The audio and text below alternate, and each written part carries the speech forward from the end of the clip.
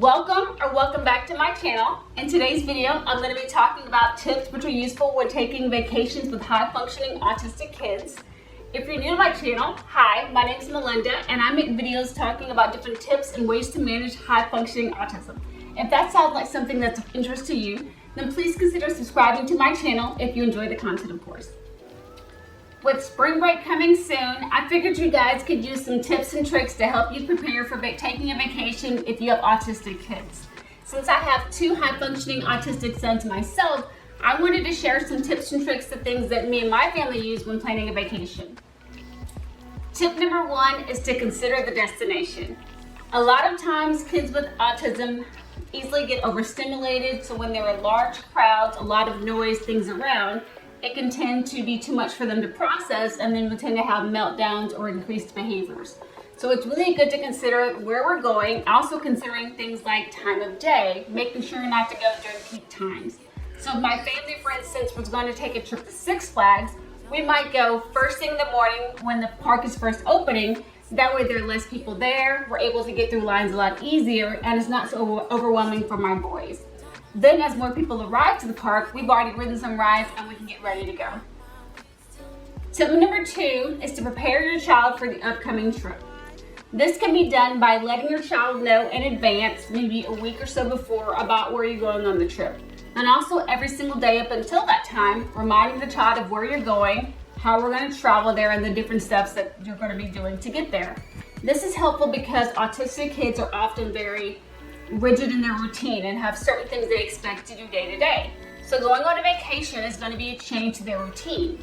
If you give them time to process and let them know every day what's going on, like say for example, hey, on Friday we're going to be going to San Antonio, then you have time for them to mentally get prepared for them, and also say, hey, that means we're going to be in the car for a long time, we might have to stop, take breaks.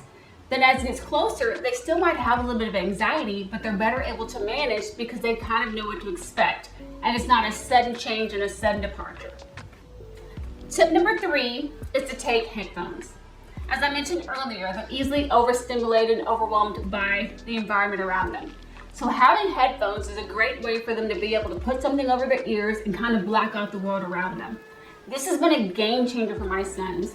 I know for the first time recently we went on an airplane flight to go to Denver to visit family, and one of my sons in the airport, it was just too much, he couldn't take it. But since we had headphones, he was able to put on his headphones, kind of close his eyes, and it helped him to be able to calm down, and he wasn't so overstimulated by everything going on around him.